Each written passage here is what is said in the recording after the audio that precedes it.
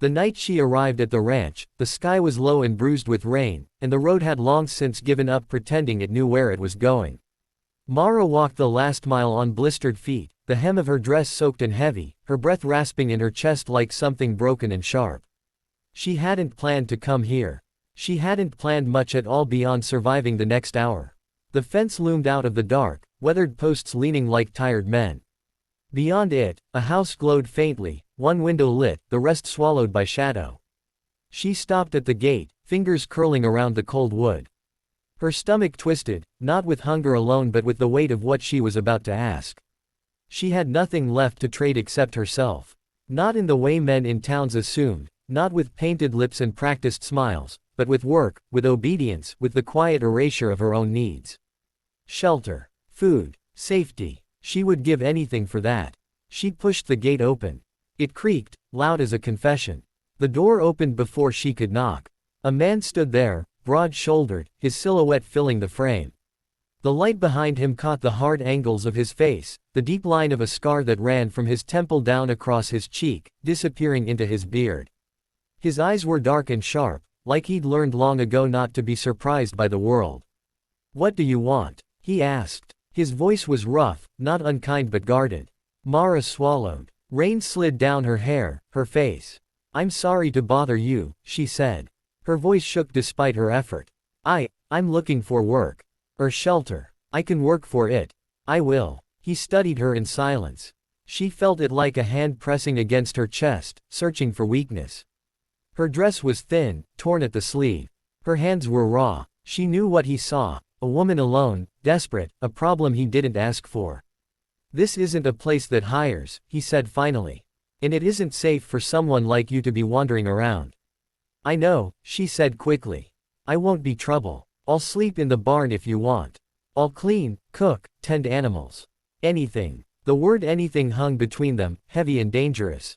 His jaw tightened, as if he'd heard it too many times, as if it carried memories he didn't want stirred. "What's your name?" he asked. "Mara. I'm Eli Turner." He hesitated, then stepped aside. "Come in before you drown." Warmth hit her like a wave when she crossed the threshold. The house smelled of wood smoke and coffee. She stood awkwardly just inside, water pooling at her feet, unsure where to put herself. "You hungry?" he asked. Her answer was immediate and humiliating as her stomach growled. Heat flooded her cheeks. "Yes." He nodded once and turned toward the kitchen. "Sit." She did, perching on the edge of a chair, hands folded tight in her lap. As he moved, she noticed the way his left leg dragged slightly, the stiffness in his shoulders. A man who carried pain like an old companion.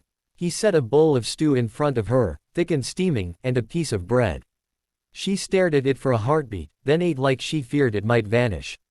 Tears slipped down her face without permission, splashing into the bowl. She wiped them away, ashamed. "Eat," he said quietly. "No one's taking it." When she finished, she leaned back, dizzy with relief. The room felt unreal, like a memory borrowed from someone else's life. "You can stay the night," he said. "Barn's warmer than it looks. We'll talk in the morning." Relief nearly buckled her knees. "Thank you," she whispered. The barn was dry and smelled of hay and animals. Eli brought her a blanket, rough but clean.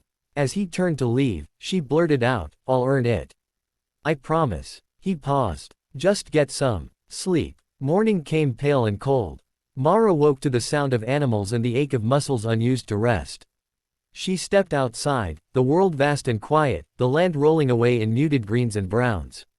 For the first time in months, no one was shouting at her. No one was chasing her. Eli put her to work without ceremony. She cleaned stalls, scrubbed floors, learned the rhythm of the place. He didn't hover. He didn't leer. He corrected her when she made mistakes, his tone blunt but fair. At night, she ate at the table with him, the silence companionable in its own way. Days turned into weeks. Her hands toughened. Her back straightened. She slept deeply, dreamlessly. Sometimes, when she caught Eli watching her, she felt a flicker of fear, old instincts flaring. But his gaze held something else too, something like uncertainty. One evening, a storm rolled in, thunder shaking the walls. Mara jumped at the first crack, a sharp sound tearing at her nerves.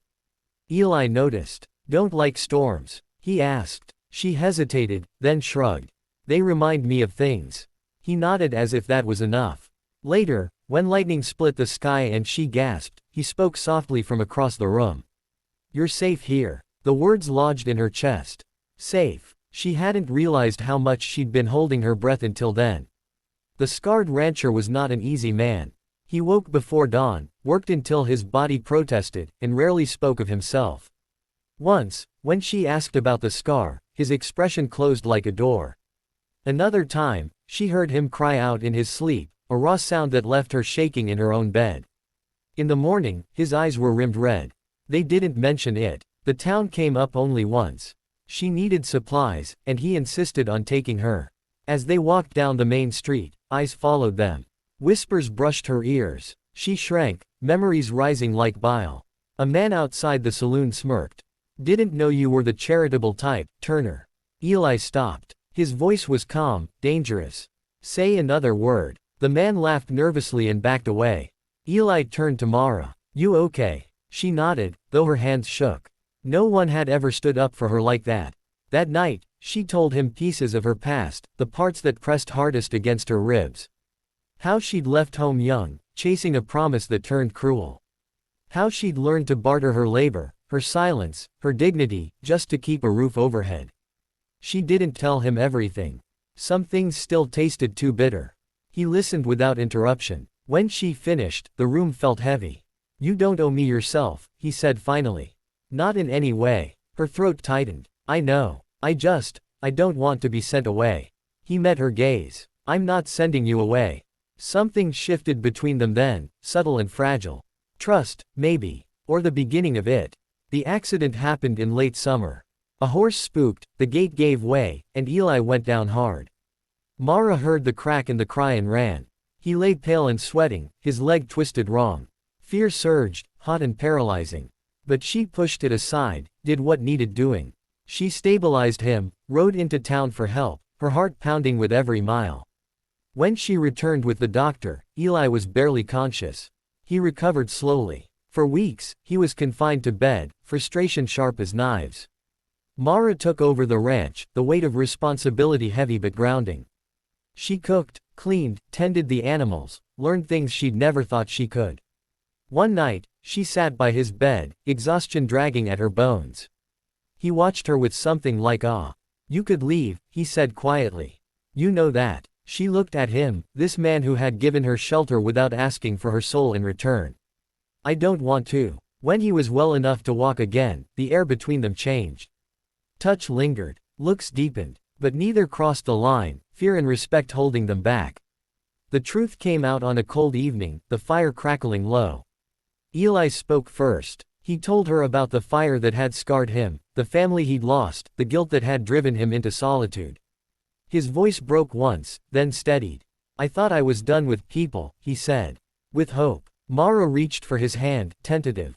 He didn't pull away. His skin was warm, calloused. I traded myself for shelter once, she said softly. I thought that was all I was worth. His grip tightened. You're worth more than you know. The kiss, when it came, was gentle and unsure, a question more than a claim. She answered it with a sigh that felt like release. It wasn't about taking or owing. It was about choosing. Winter came, harsh and isolating. They weathered it together, the ranch a small island of warmth. Mara learned to read Eli's silences, the way his pain flared on cold mornings. He learned her moods, the shadows that sometimes crept into her eyes. In spring, he surprised her with a deed, her name beside his. This is your home, he said. If you want it. Tears blurred her vision. I already have one, she replied. Right here. They stood on the porch, the land stretching wide before them. The future was uncertain, scarred like both of them. But it was theirs. Mara thought of the girl who had walked up that road in the rain, desperate and hollow. She felt a swell of grief for her, and gratitude. That girl had survived long enough to become this woman, standing in the sun, heart open. She hadn't just found shelter. She had found a place where she could lay down her bargains and stand whole.